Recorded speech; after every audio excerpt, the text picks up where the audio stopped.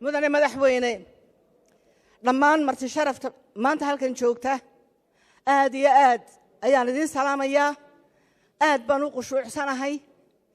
waxaan aad iyo aad ugu faraxsanahay ilaahayna ugu mahadnaqayaa ilaahay igu simay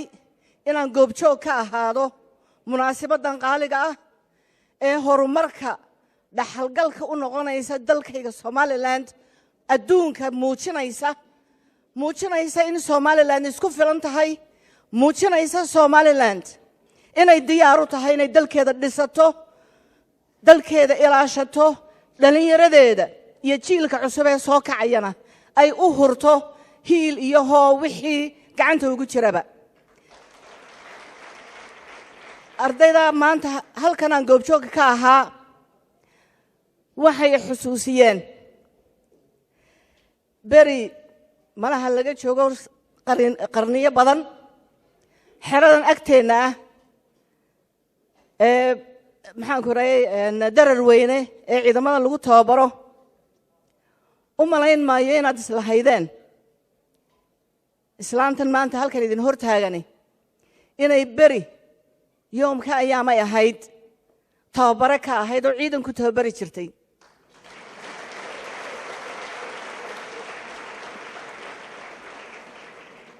waxaanu tababari jirnay ciidanka waa 76 bay ahayd waxaan markaa anigu qudhaydu ka soo baxay xalane gaardiska maanta aad marayseen oo kale aanu mari jirnay waxaanu samayn jirnay tababar intaad samaysanin ka badan oo aanan wada tilmaamaynin laakiin waxaanu qabnay dardar dal jacayl wadaninimo waxaana i keentay anigoo agaasimo ka ah wasaaradda caafimaadka ee muqdisho caafimaadka muqdisho ayaa haddana dareenku i keenay halkan dayac iga muuqday tababarka caafimaad ee ciidamadii dagaalada markaa ku jiray ay qabeen bil ayaanu horin dhan aanu ku tababaraynay sida dhaawaca loo dhaawiciyo loo daadgureeyo dhiig joojin loogu sameeyo loo dhayo dhibaatada looga ilaaliyo 8 iyo 9 habeenimo ayaan ka hooyan jiray halkan waxaan doonayaa dhalinyaro maanta waxaad aragteen tababarku iyo discipline-ku wanaaga uu leeyahay iyo faa'iidada uu leeyahay waad ka duwan tahay maanta 3 bilood horteed sidii aad ahayd waxaad tahay maanta qof tababaran adag ka kan baa tahay waxaan rabnaa tababarka aad qaadatay inay ka muuqato waxtarka aad u yeelan doonto qarankan Somaliland hormood baa tihiin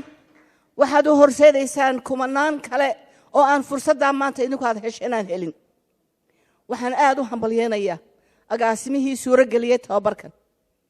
la yaab maayo waayo waxyaabo badan oo hore oo uu qabtay baan marxaati ka ahaa goobjoog u ahaa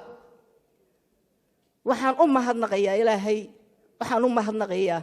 madaxweynahayga Somaliland Muuse Biixi Cabdi oo yeeshay gartay baahida loo qabo in dhalinyarada la dhiirigeliyo la tababaro fursad ay isku muujiyaanna la siiyo aad baan idinku mahadnaqayaa ilaahay waxaan ka baryayaa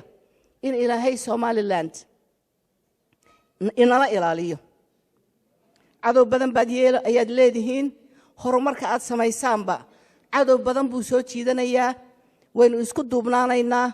wadankeena waynu difaacanaynaa cilmi baynu ku difaacaynaa caqli baynu ku difaacaynaa dal jacayl baynu ku difaacaynaa waxaynu ku difaacaynaa wixii gacanteena ku jira oo aynaan cid kale magan iyo marti uga ahayn wassalaamu calaykum waraxmatullaahi wabarakaatuh Somaliland ha noolaato Somaliland ha noolaato